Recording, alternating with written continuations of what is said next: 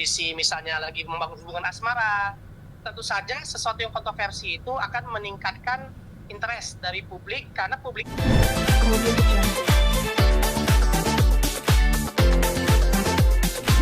ya pertama tentu algoritma sosial media itu basisnya adalah interest. Jadi mungkin selama ini fenomena artis Ria Ricis dan Atta Halilintar ini activity mereka itu nggak connect dengan interest dari follower-followernya. Karena itulah interestnya menurun, followernya merasa tidak relevan lagi dengan apa yang mereka tampilkan di sosmed mereka, sehingga mungkin banyak fenomena unfollow atau juga berubah dari follower menjadi haters. Gara-gara mungkin konsisten dengan isi-isi konten yang menurut followernya sebelumnya itu sudah nggak relevan lagi dengan interestnya mereka. Itulah kenapa susahnya di sosial media itu setiap artis memang harus selalu meriset, meneliti sesuatu yang dekat dengan interest dari followernya, dan itu gak gampang. Dan sekarang kan ramai soal mereka ini dikabarkan Atta dari sini dikabarkan nikah siri. Bisa juga itu untuk mendulang YouTube-nya mereka lagi, AdSense lagi gitu. Bener nggak sih Bang kalau itu bisa untuk mendulang nih Bang? Terkait dengan itu, selama tidak ada konfirmasi dari keduanya, ya tentu saja itu nggak bisa kita konfirmasi ya. Itu harus dari jalur mereka sendiri.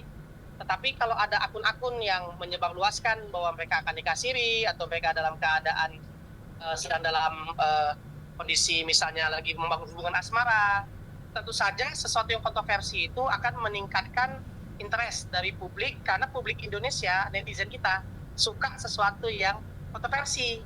Karena Mas Atta dalam tanda kutip kan masih punya istri tentunya ya. Nah, sedangkan Mbak Ria Ricis sedang dalam kondisi sedang tidak memiliki suami. Jadi tentu ini akan dianggap menarik karena ini kontroversi. Tapi selama tidak ada konfirmasi dari keduanya, tentunya ini dalam tanda kutip hanya sebuah spekulasi. Dan akun-akun yang menyebarkan spekulasi ini tentu goal mereka adalah mendapatkan hit dari masyarakat atau interest dari masyarakat. Karena orang Indonesia ini suka termehek-mehek dengan kisah romantisme. Kenapa ini jadi ramai gitu? Apalagi akun-akun yang saya lihat di sosial media, banyak akun-akun yang mohon maaf tidak terverifikasi. Ya mungkin mereka hanya ingin memanfaatkan situasi ini supaya mendapatkan lebih banyak hit atau interest dari sosial media. Banyak like, banyak share, banyak yang komen. Dan sosial media itu gitu Bang, semakin besar interaksi di sebuah akun, maka akun itu akan jadi viral. Karena mereka mungkin followers dan seterusnya gitu. Iya Bang, kalau misal ini kan sekarang taunya masyarakat itu dibuat oleh akun-akun bodong nih. Nah kalau misal nih Ya, ternyata di kemudian hari diketahui kalau mereka yang nyeting sendiri ini, apakah masyarakat akan kecewa nih Bang? ya, itu tadi sebenarnya kalau misalnya akun-akun yang tidak terverifikasi itu mereka menyebarkan berita-berita yang belum terklarifikasi, tentu saja goal mereka hanyalah interest dan ujung-ujungnya nanti mereka bisa jualan atau endorse dan seterusnya. Yang jadi korban adalah netizen yang tidak klarifikasi. Begitu tahu langsung keep in touch, langsung mempercayai, mungkin juga nyebar ke teman-temannya, ke grup sosmednya lagi, ini Ria Ricis mau kawin nih sama ini gitu misalnya kan, tersebar menjadi viral, dibahas-bahas di debat-debat, malah nggak kejadian. Karena mentalitas sebagai netizen kita jarang melakukan yang namanya klarifikasi atau melakukan yang namanya cek ulang, ya, sharing sebelum sharing, biasanya itu agak jarang dilakukan netizen kita. Korbannya memang banyak, terutama mohon maaf mungkin netizen-netizen yang secara kebiasaan nggak terbiasa untuk menyaring informasi yang masuk ke mereka. Apapun yang dibaca di sosmed dikiranya itu sebuah kebenaran, share, jadi ribut lah tuh netizen itu, jadi viral akhirnya gitu. Menurut Abang ini kenapa sih sekarang banyak muncul akun-akun tadi kenal atau akun bodong nih menyebarkan Ya, hoak nih? Kenapa nih? Kenapa mereka sampai berani kayak gitu nih Bang? pertama perlu kita pahami, meskipun follower atau engagement dari dua tokoh ini menurun, tapi mereka masih menjadi salah satu tokoh yang followersnya kan banyak, jutaan, bahkan ada yang puluhan juta followersnya. Itu masih menarik bagi sebagian akun-akun ini, supaya kalau akun ini rutin membahas itu, mereka berharap follower dari kedua tokoh itu atau artis itu yang ngikut dan interest dengan konten-konten yang mereka buat. Jadi ini sebenarnya, mohon maaf ya, cara cepat tapi kurang etis dari akun-akun yang bodong tadi, memanfaatkan popularitas orang lain, kemudian kepengen mendapatkan interest yang tinggi, followers yang cepat, kemudian viralitas yang cepat, sehingga mohon maaf kadang-kadang mereka membuat berita-berita yang kita anggap bodong atau tidak diklarifikasi. Jadi ini lebih kepada motif ekonomi, juga motif untuk cepat mendapatkan followers atau engagement dari netizen, Mas. Meskipun Pak Rati sekarang ini sering lapor ke polisi ini atas akun-akun bodong itu, tapi masih banyak yang eh, muncul akun-akun bodong itu, Mas, kayak gitu. Pertama, kita mesti paham dulu, kalau artis itu melapor ke kepolisian, pasti butuh proses. Belum tentu juga cepat direspon oleh kepolisian. Kemudian mereka kan pastinya ketika mereka membuat akun bodong, mereka sudah mempersiapkan emailnya mungkin palsu, kemudian data-data registrasinya juga mungkin palsu, dan mereka mungkin cukup percaya diri dengan memalsukan itu, mereka nggak bisa dikejar oleh pihak kepolisian. Jadi memang ini ya seperti kucing dalam karung memang. Kalau mereka masih merasa aman, ya mereka akan sembunyi-sembunyi dan tetap berusaha menyebarluaskan konten-konten itu, dan selama artisnya belum merespon dengan keras, mungkin mereka akan tetap melakukannya. Dan kalau artisnya sudah mulai respon dengan keras, ya nanti mereka punya cara lain, apakah mengganti nama akun atau fokus ke artis yang lain, pindah gitu ya. Karena kenapa ini terjadi, Mas? Karena di sosial media itu, ketika mereka sudah memiliki follower yang banyak, mereka bisa mendapatkan endorse para akun-akun bodong ini. Endorse, atau kemudian mereka bisa menjual juga kepada perusahaan-perusahaan yang mau membeli dengan mengganti nama dan seterusnya. Jadi selama motif ekonomi itu masih menjadi yang utama, mereka akan terus mencari celah supaya mereka bisa memanfaatkan artis ini untuk mendongkrak akun-akun mereka, gitu. Tapi selain yang tadi ini, Mas, alasan Ricis yang udah nggak bersuami atau Atta yang masih beristri, apa nih alasan akun-akun bodong ini mengambil keuntungan nih dari Atta sama Ricis nih, Mas? Ya, sangat mengambil keuntungan. Sangat. Kenapa? Sekali lagi, bad news is good news, Mas. Gara-gara sesuatu yang dianggap kontroversi, kan berita itu jadi rame ya. Padahal saya nggak tahu juga apakah si Richie sama Mas Atta ini memang ada hubungan atau enggak, kan sebenarnya juga kita nggak ada yang tahu kan, karena mereka juga belum mengklarifikasi di sosmed mereka masing-masing. Jadi ini dimainkan hanya karena untuk mendapatkan tren.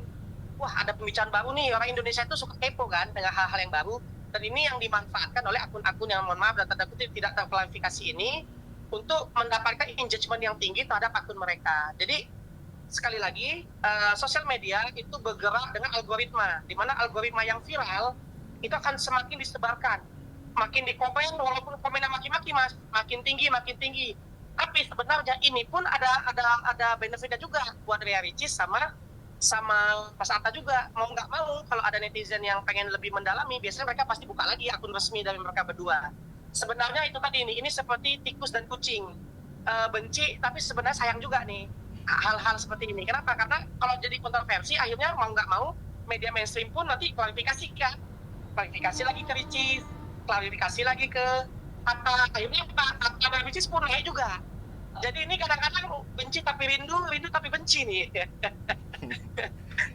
Tapi Ya, kalau itu juga akan kami, karena artis selama mereka masih aktif di sosmed, kemudian mereka masih masuk media mainstream, mohon maaf, berarti pundi-pundi keuangan masih akan masuk ke rekening, masih ada endorse, masih ada iklan, masih ada mungkin permintaan untuk masuk ke sinetron dan seterusnya. Jadi ini benci tapi rindu tapi benci nih, Mas. ya terakhir mungkin. Iya, betul.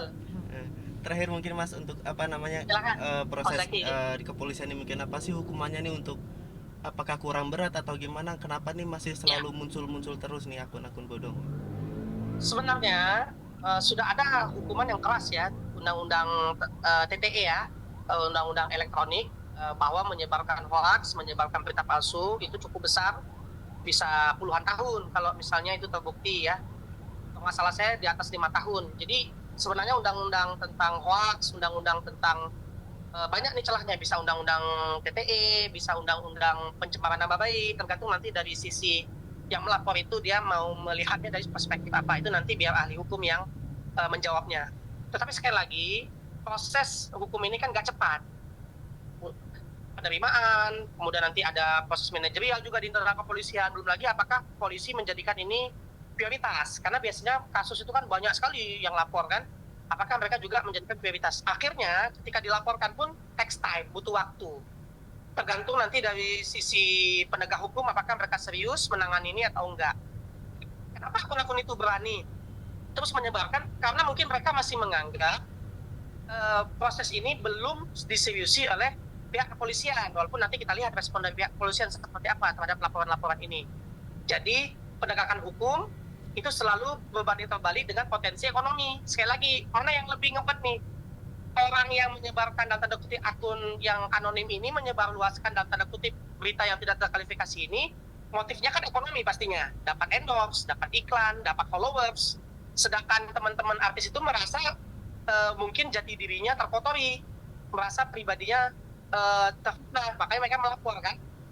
Jadi kalau mereka melapor, pastinya dari pihak yang menyebarluaskan ini pasti ada cara, entah mungkin dia mengganti nama akun, sejenak hilangkan jejak, misalnya dinonaktifkan sementara, atau mungkin mereka nggak peduli karena sekali lagi motif ekonomi lebih mereka pikirkan. Nah, selama penegakan hukum tidak berjalan optimal, pastinya hal-hal seperti ini akan terus terjadi. Dan sekali lagi, kalau masalah laporan itu kan ini sifatnya kan tergantung laporan. Kalau tidak dilapor oleh artisnya, maka akun ini akan terus menyebar.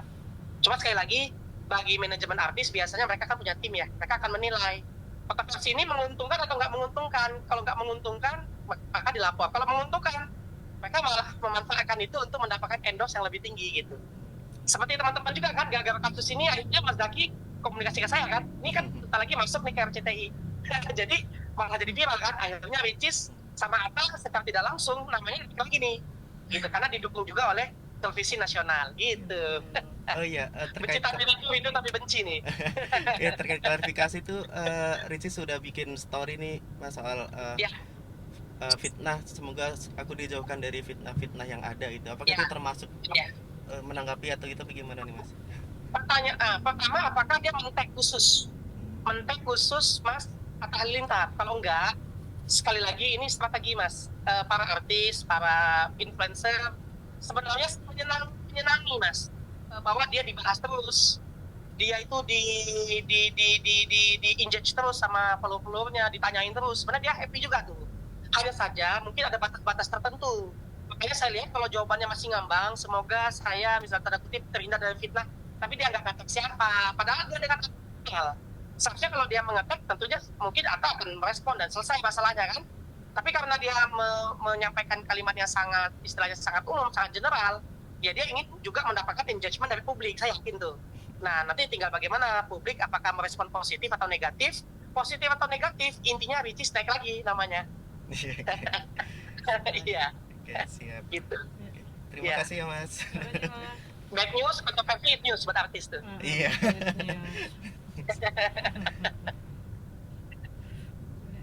Demikian Mas Zaki. Siap. Ya, terima kasih ya Bang.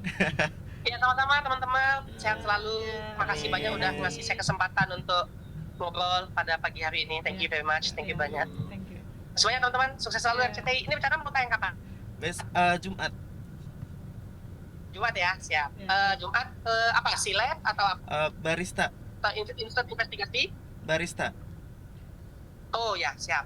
Ya nanti Jumat jam berapa kira-kira? Biar saya kasih tahu keluarga nih. Jam 10-an sih biasanya. Jam 10-an ya, sih aman-aman. Oke. Ya, makasih. Oke, makasih banyak teman-teman. Terima kasih Sukses ya. selalu. Assalamualaikum. Selamat pagi semuanya. Makasih. Makasih, Mas. Kemudian